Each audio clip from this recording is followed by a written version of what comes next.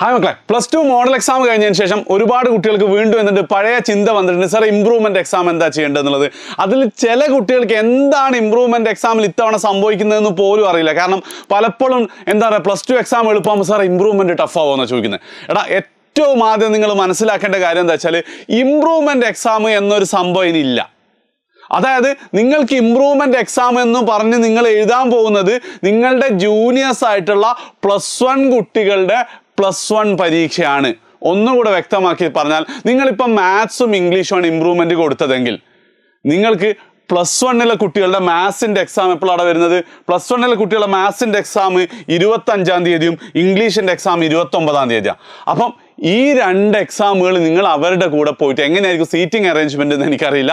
അവരുടെ അതേ ചോദ്യ പേപ്പർ അതേ ദിവസം അതേ സമയത്താണ് എന്ത് ചെയ്യുക, നിങ്ങൾ എഴുതുക. അപ്പം നിങ്ങൾ ഇംപ്രൂവ്മെന്റ് എക്സാം ടഫാണോ ഈസിയാണോ ആവോ എന്നുള്ള ചോദ്യത്തിന് ഉത്തരം എന്താ?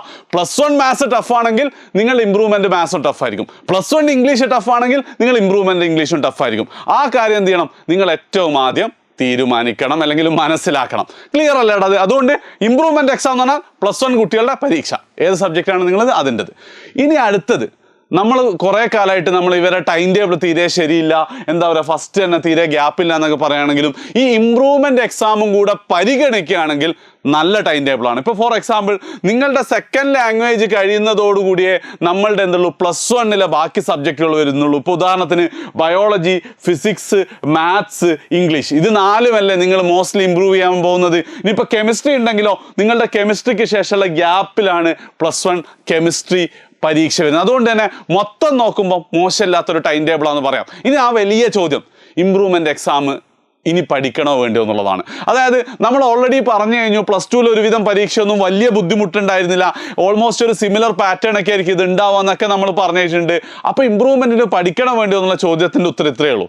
അതായത് നിങ്ങൾ നോക്കുകയാണെങ്കിൽ നിങ്ങൾക്ക് ആദ്യത്തെ മാർച്ച് 3 മുതൽ മാർച്ച് 10 ആകുമ്പോഴത്തേക്ക് നിങ്ങൾ മോസ്റ്റ് ഡിഫിക്കൽട്ട് ആയിട്ടുള്ള 4 സബ്ജക്റ്റ് എന്ത് ചെയ്യും, അവിടെ തീരുന്നുണ്ട്. അതായത് ഇംഗ്ലീഷ്, ഫിസിക്സ്, ബയോളജി, കെമിസ്ട്രി.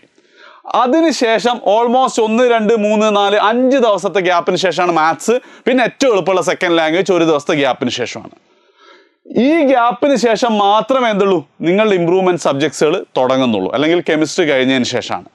അപ്പം നിങ്ങൾ മനസ്സിലാക്കേണ്ട ഒരു കാര്യം, നിങ്ങൾ ഇമ്പ്രൂവ് ചെയ്യാൻ പോകുന്നത്, നിങ്ങൾക്ക് ചിലപ്പോൾ എന്തായിരിക്കും 45 മാർക്ക് കിട്ടിയത് 60-ലല്ലേ, ഒരു 58 ആക്കുക, അല്ലെ 60 ആക്കുക, 40 മാർക്ക് കിട്ടി 60 ആക്കുക എന്നുള്ള. അപ്പോൾ എന്താണ്, പൂർണ്ണമായിട്ടും നിങ്ങൾ പഠിക്കേണ്ടതുണ്ട്. അത്യാവശ്യം നന്നായി പഠിച്ചാൽ മാത്രമേ എന്ത് ചെയ്യുള്ളൂ, നിങ്ങൾക്ക് ആ മാർക്കിലേക്ക് എത്താൻ പറ്റും. അല്ലെങ്കിൽ 45, 46 ആക്കാനാണ്, 1 മാർക്ക് കൂടാനാണ് നമ്മൾ വെറുതെ ഇമ്പ്രൂവ്മെന്റ് എഴുതിയിട്ട് കാര്യമില്ലല്ലോ. അപ്പം the fundamental law, the basic rule ഞാനിപ്പോൾ തന്നെ നിങ്ങളോട് പറഞ്ഞുതരാം. അതായത് നിങ്ങൾ എന്ത് ചെയ്യണം, മാർച്ച് 3-ന് മുമ്പ് ഈ 4 സബ്ജക്ട്സുകളും നിങ്ങൾ തീർക്കണം. ഓർ വേറെ രീതിയിൽ പറയണം, മാർച്ച് 1, 2 മതി ഇംഗ്ലീഷിന്, ഫെബ്രുവരി 28 ആകുമ്പോഴത്തേക്ക് ഈ 3 സബ്ജക്ട്സുകളും നിങ്ങൾ തീർക്കണമെന്ന് മാത്രമല്ല, ബാക്കി ഈ ഗ്യാപ്പിൽ മുഴുവൻ മാത്സാണ് നിങ്ങൾ പഠിക്കുന്നത്, നിങ്ങൾക്ക് ഇമ്പ്രൂവ്മെന്റ് പഠിക്കാൻ പറ്റില്ല. ഈ ഗ്യാപ്പ്, ഈ 3 സബ്ജക്റ്റുകൾ മാത്രമല്ല, ഷാമിൽ സർ ചെയ്ത എന്താ ഇന്റഗ്രേഷൻ കംപ്ലീറ്റ് വീഡിയോയും, ഇന്റഗ്രേഷൻ അല്ല, കാൽക്കുലസ് കംപ്ലീറ്റ് വീഡിയോയും, അതേപോലെ തന്നെ എന്താണ് നോൺ കാൽക്കുലസ് കംപ്ലീറ്റ് വീഡിയോ നിങ്ങൾ കണ്ട് തീർക്കുകയാണെങ്കിൽ അപ്പോൾ എന്താണ്, ഓൾമോസ്റ്റ് ഒരു 80% നിങ്ങൾക്ക് മാത്സ് കോൺഫിഡൻസ് കിട്ടും.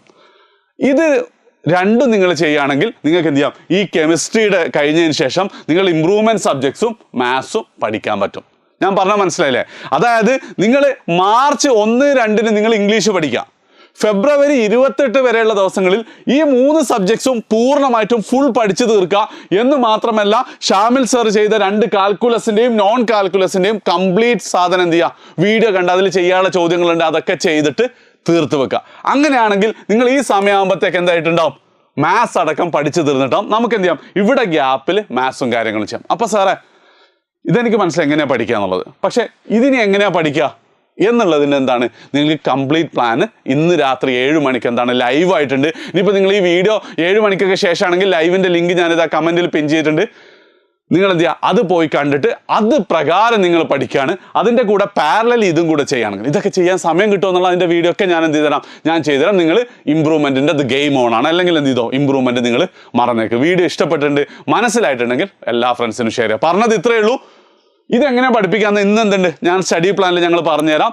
അതേപോലെ തന്നെ മാത്സിൻ്റെ സാധനം ഓൾറെഡി നമ്മൾ ചെയ്തു വെച്ചിട്ട് അതും തീർക്കുക. അങ്ങനെയാണ് ദ ഗെയിം ഈസ് ഓൺ. നമ്മൾ എന്ത് ചെയ്യും 1200 എത്തിക്കാൻ തന്നെ നമ്മൾ ശ്രമിക്കും. ശരി, ബൈ.